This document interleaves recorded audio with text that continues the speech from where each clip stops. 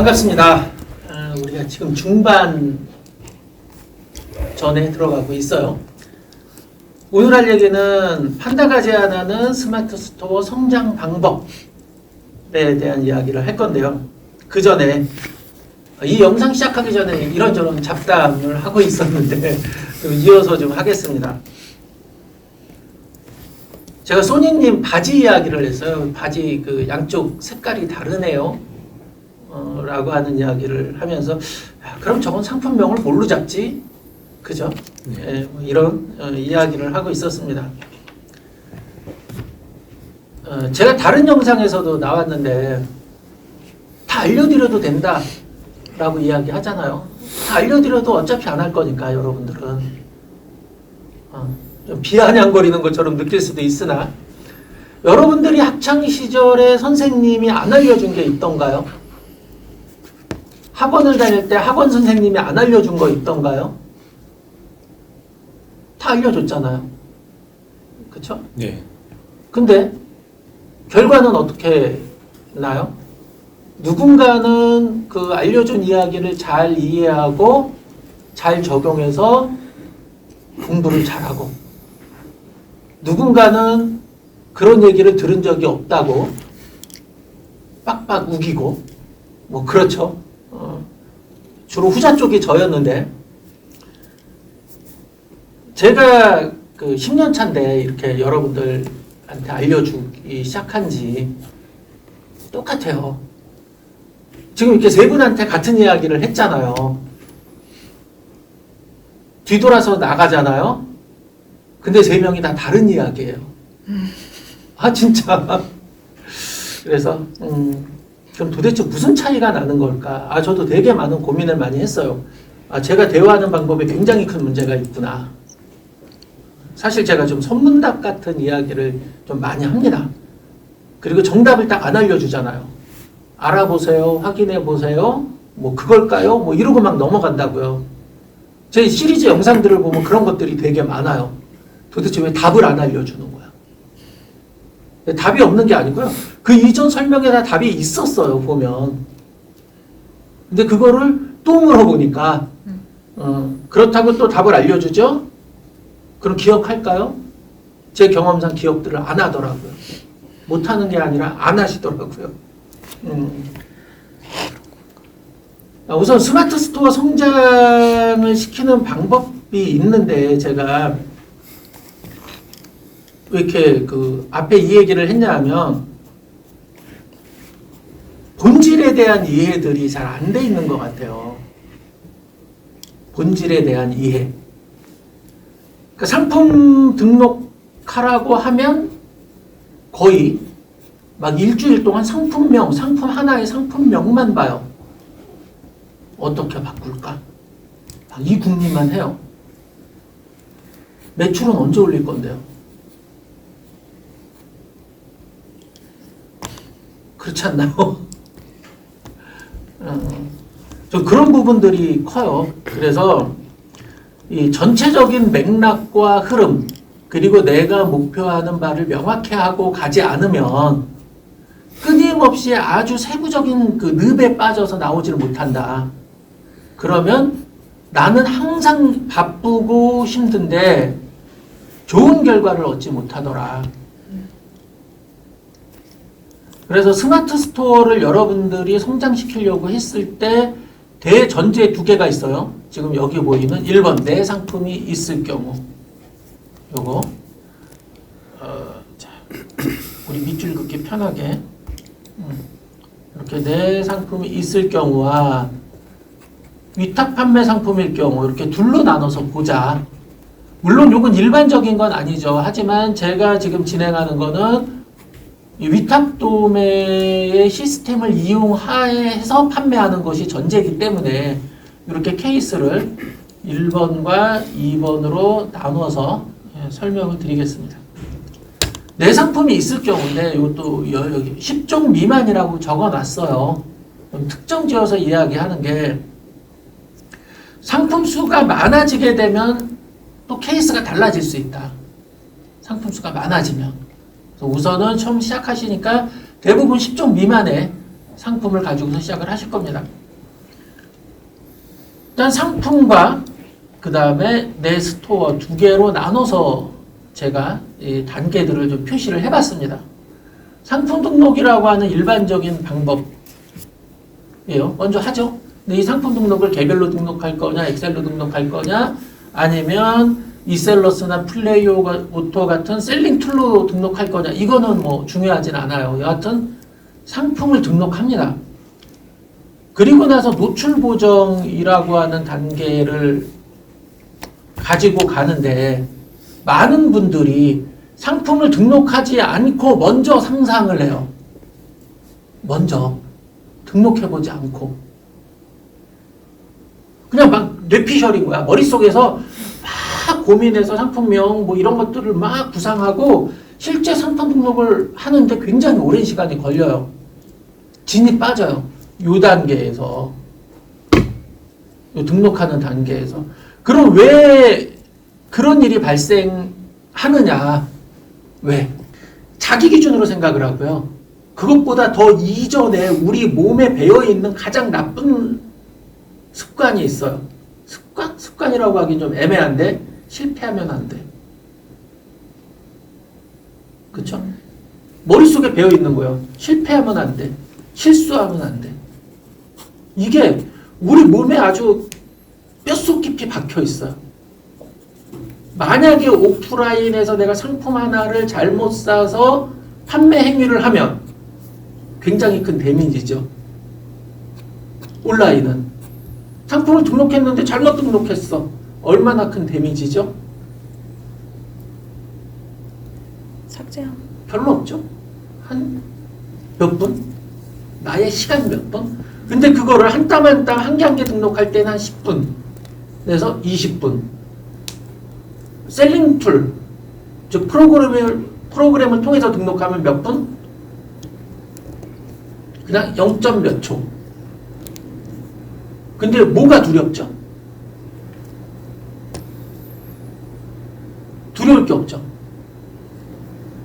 해봐야 되는 거죠. 여기서 가장 큰 차이가 생기는 거예요. 여러분들이 너무 많은 생각을 하고 너무 많은 고민을 해. 그러지 마셔라. 우리는 온라인 비즈니스고 상품을 등록하는 행위 자체에 비용이 들어가지 않아요. 나의 약간의 시간만 들어가는 거예요. 그러면 아주 다양한 방법으로 여러분들이 상상한 대로 상품을 등록해 볼 수 있겠죠. 그렇지 않나요? 상품명 10가지 케이스를 머릿속에서 고민했어요. 그렇죠? 10가지 케이스로 등록해보면 되잖아요.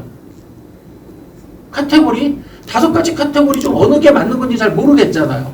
5가지 카테고리 상품을 다 넣어보면 되잖아요. 맞죠? 네. 자, 이게 우리가 온라인 커머스의 가장 큰 장점인데, 즉 상품을 등록하는데 비용이 거의 들어가지 않는다. 근데 그거를 등록하기 전에 고민한다. 여러분들이 극복해야 될 거고요. 그래서 제가 제안하는 건 상품을 일단 등록한 이후에 노출 보정을 해라. 등록하고 결과를 보고 나서 키워드 다시 잡고 카테고리 다시 잡고 상품명 다시 잡고 상품 상세 변경해라 이거예요. 등록하기 전에 고민하지 마셔라. 그렇죠? 그리고 나서 판매량 요거 보라는 거예요. 후기. 근데 등록했을 때 상품이 안 팔려. 그럼 또 그냥 기다리죠. 팔릴 때까지.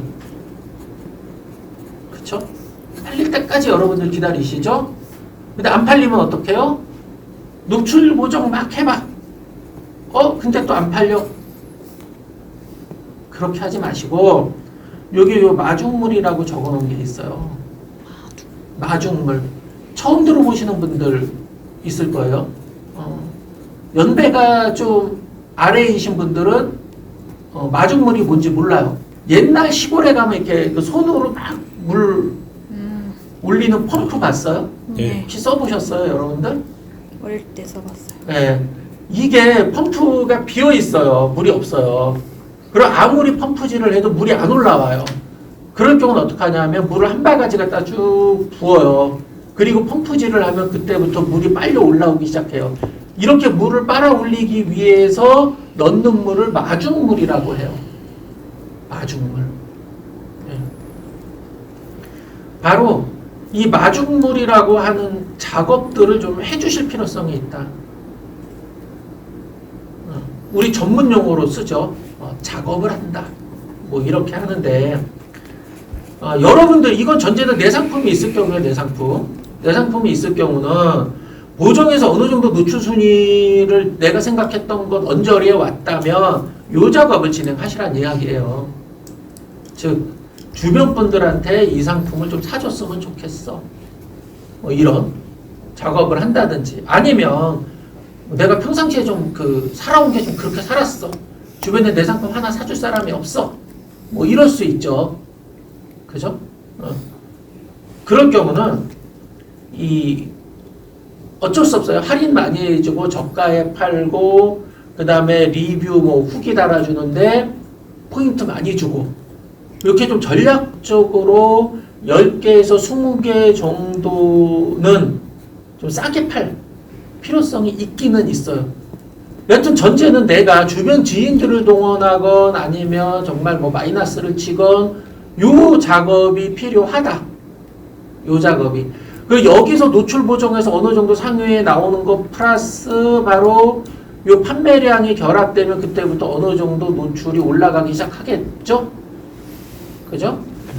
그리고 나서 바로 CPC 광고 들어가시라는 거예요. CPC 광고. 다음번에 요 부분에 대해서 설명을 드릴 거고요. CPC 광고 들어가서 요 상품성 여기까지 가게 되면 이 상품의 상품성, 즉 시장에서 팔릴 가능성이라고 하는 게 확인이 됐죠. 그럼 그때부터 본격적으로 SNS 마케팅을 같이 하셔라.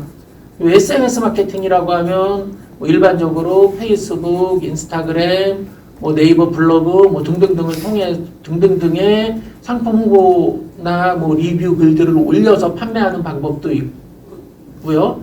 아니면 페이스북 샵이라든지 인스타샵 뭐 요런 쪽에 직접 상품을 등록하고 최종 결제 페이지를 내 스마트 스토어로 이렇게 끌어와서 판매하는 방법도 있어요. 자, 요렇게 되고요. 그 다음에 상품성이 있다면 럭키투데이나 기획전에 제한 넣어서 대량 판매를 유도하셔라. 네. 요런 식의 방향을 가지고 가시는 게 좋다. 문제가 있어요. 이렇게 가는데. 어디서 막히냐면 대부분의 분들이 요 기사에 매, 여기서. 계속 돌아. 뭐 때문에 여기서 돈다고요? 고민하거나? 실패의 두려움. 아까 말씀드렸던 실패의 두려움. 그리고 나는 손해보면 안 돼. 나는 1원짜리 한 장 손해볼 수가 없는 거예요. 정말. 그러니까 이 판매량을 만들고 후기를 받으려면 요 작업이 필수적인데 다행히 정말 상품성이 좋아서 고객이 쫙쫙쫙 사주면 상관이 없으나 그러기 쉽지 않잖아요. 그래서 대부분 요런 일들을 하는데 암묵적으로 비공식적으로 여러분들은 안 하고 있어. 왜? 다 돈이 들어가는 일이니까. 생각을 여러분들이 살짝 바꿔줘야 될 게 요것 자체가 바로 마케팅 비용이라고 생각을 하셔야 되는 거예요. 또 팔리면 요거 안 해. 왜 안 해? 그죠? 상품이 10종 미만이니까 SNS 마케팅 10개 충분히 할 수 있잖아. 안 해. 뭐 하고 있는 줄 알아요? 또 여기서 돌고 있어. 여기서. 애써서 잘 성장시켜 놓은 거를 또 바꾸고 있어요. 왜 그럴까? 나 참 궁금해.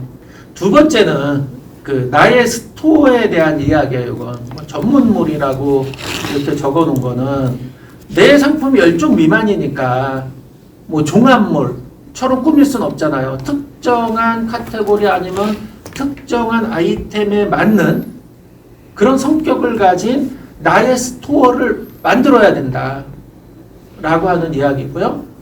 다음 시간부터 이 스토어를 꾸미는 이야기를 진행할 거예요. 자, 고객 유입을 시켜야 돼요. 나의 쇼핑몰에 무조건 고객 유입이 돼야 돼. 저 고객 유입이라는 건 사건 안 사건 방문자가 있어야 된다는 얘기예요. 그러면 이렇게 고객을 유입시키려면 뭐 노출이 잘 돼서 상품성이 좋으면 당연히 오겠지만 그렇지 않을 경우는 저가로 판매한다든지 아니면 뭐 미끼 상품을 깐다든지 아니면 뭐 혜택을 많이 줘서 내 스토어에 오도록 유도한다든지 끊임없이 그 활동을 해주셔야 돼요. 일단 고객이 유입되면 재방문을 유도해야 됩니다. 그 다음에 재방문, 이거는 그렇죠. 온 사람들한테 내 스토어 찜해주세요, 뭐 소식 받게 해주세요, 이렇게 내가 재방문을 유도할 수 있는 마케팅 활동을 할 수 있는 그런 요소들을 고객들이 체크하도록 해줘야 돼요. 그리고 또 이벤트를 해야 되겠지. 일단 말씀은 온 분한테 처음 오셨어요. 그러면은 사주세요. 또 사주시면 감사하죠. 무언가 드릴게요. 이런 이벤트들도 진행을 하셔야 돼요. 이게 좀 인색해요. 왜 인색하죠? 아까 여기서 이야기한 대로 내 돈 쓰는 게 너무 아까워요. 내 돈 쓰는 게. 그래서 인색해요. 자, 여기서 고민해야 될 게 여러분들이 상품 단위로 마진을 계산하기 시작하면 이런 활동들을 하기 힘듭니다. 이런 것들을 상품 단위로 생각을 하면 여러분들은 총 매출과 그 다음에 전체 내 스토어의 영업이익이라고 하는 것들을 기준으로 생각을 해야 돼요. 즉 특정한 상품은 마진이 0%일 수도 있고 특정한 상품은 마이너스가 날 수도 있으나 어떤 상품은 마진을 30% 40% 볼 수도 있는 거예요. 이것들을 합쳐서 내가 이익이 나는 구조라고 생각을 해야지 나의 마진은 무조건 20% 다 봐야 돼. 나의 마진은 30% 다 봐야 돼. 이렇게 생각하시면 이런 활동들을 할 수 없고요. 즉 내 스토어가 성장할 수 없고 내 상품이 잘 팔릴 수 없어요. 그리고 마지막에 리뷰 관리 뜬금없이 하나가 뚝 들어가 있는데 요거는 일부러 적어놨어요. 이 리뷰를 여러분들이 얼마나 잘 달아주느냐에 따라서 나의 스토어가 살고 죽고 합니다. 즉 고객과의 교감에 대한 이야기인데 사람들이 상품을 사려고 할 때 리뷰를 읽어보거든요. 근데 단순히 제가 우리 퍼네쇼핑 유튜브 채널에 댓글에 감사합니다 뭐 이것만 쭉 달면 이건 리뷰가 아니에요. 자, 요게 바로 내 상품을 가지고 있을 경우 나의 스마트 스토어를 성장시키는 방법. 아주 기본적인 이야기인데 물론 우리가 절대 안 하죠. 자, 여러분들이 위탁 판매를 할 경우요. 조금 달라요. 그죠? 뭐가 달라요? 상품 수정부터 있어. 이 전 페이지는 뭐부터 있었어요? 등록. 등록. 등록이 아예 빠져 있어. 왜 빠져 있어요?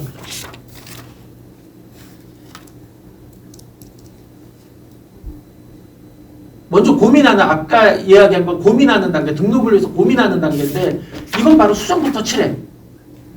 왜 DB가 다 있으니까, 상품 정보가 다 있으니까. 요 전화면은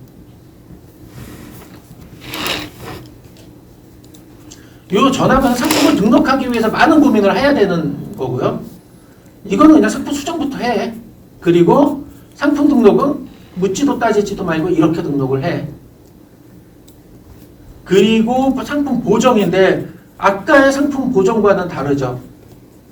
즉 상품 하나하나를 보는 게 아니라 상품군, 내가 만약에 오늘 300개의 상품을 등록했으면 이 300개 전체를 놓고 보는 거예요. 이 300개 상품 전체가 가격 비교에 얼마나 묶여버렸는지 아니면 노출이 어느 정도 나오는지를 보는 거예요. 만약에 300개를 등록했는데 가격 비교에 250개가 묶였어요. 그럼 어떻게 해요? 삭제하고 다시 넣어. 그렇죠. 삭제하고 바로 이렇게 오는 거지. 이렇게. 그래서 안 묶이도록 이런 거 변경하라는 거죠. 그죠? 그리고 다시 상품 등록하고 그 다음에 뭘 봐요? 상품 보정 들어가는데 가격 비교에 얼마나 묶이는지 안 묶이면 감사합니다. 아니면 최저가로 노출되면 더 감사합니다. 그리고 노출 첫 페이지에 나오네. 한 뭐 50% 정도가. 그럼 땡큐. 그리고 CPC 광고해요. 이 위탁 도매 상품 대량으로 판다고 해서 CPC 광고 안 하는 거 아니고요. CPC 광고를 하는데 기본 노출만 한다. 즉 입찰가를 기본 금액만 적는다. 예. 요거는 제가 네이버 광고 할 때 다시 설명드리도록 하겠습니다. 그리고 특정 시간이 지나면 상품을 변경합니다. 즉 잘 팔린 상품들은 지속적으로 판매하는 상품들은 두고 안 팔리는 상품들은 또 지워버려요. 예, 이거 이유는 바로 최신성 받아야 되죠. 그 다음 가격 비교에 이미 묶여버린 애들 시간이 지나면서 이런 애들 다 버리고 다시 상품 수정한 다음에 또 이 프로세서 이렇게 쭉 가게 되는 거예요. 그러니까 내 상품이 있을 경우와 차이가 있죠. 그런데 이 위탁 도매 상품을 이것처럼 한다. 안 맞죠? 아니면 내 상품을 이것처럼 한다. 안 맞죠? 그런 게 있고요. 위탁 판매하는 건 아이템이 많으니까 당연히 종합몰 성격을 가져갈 수밖에 없어요. 내 스토어가. 즉 많은 카테고리의 다양한 상품을 판매하는 걸 전제로 하는데 또 그 중에서 추려서 전문몰로 갈 수도 있어요. 소닉님처럼 뭐 자동차 용품 전문으로 가려고 한다. 뭐 이럴 수 있죠. 그래도 몇만 종 나오니까. 예. 자, 무조건 상점 등급을 올려야 돼요. 위탁 도매는. 상품을 판다면. 그래서 파워 등급까지 가야 된다. 파워 등급까지 가게 되면 상품 등록 수량이 5만 개로 늘어나요. 처음 시작할 때는 10,000개였잖아. 5만 개로 늘어나죠. 그럼 내가 등록할 상품은 수십만 개. 즉 10,000개와 5만 개는 산술적으로 매출을 5배로 끌어올릴 수 있잖아요. 그렇죠? 그리고 이 단계가 어때요? 쉽죠? 그렇죠? 이 프로세스까지 가는 게 그렇게 어렵지 않죠? 요거를 제외하고. 그죠? 자, 그러니까 무조건 요걸 만들어야 되고 그리고 요 프로세스들을 반복적으로 하고요. 마지막에 요거예요. 재방문, 재구매, 유도를 지속적으로 합니다. 재방문, 재구매를 유도하는 이런 일들을 지속적으로 하는 게 바로 스마트 스토어를 성장시키는 방법인데 머릿속에 나는 이렇게 진행을 해야지라고 하는 거를 좀 담아두고 계시면 아마 여러분들이 지금 만약에 오늘 집에 가서 어떤 일을 해야 되지? 라고 할 때 의사결정을 할 때 도움이 많이 되실 거예요.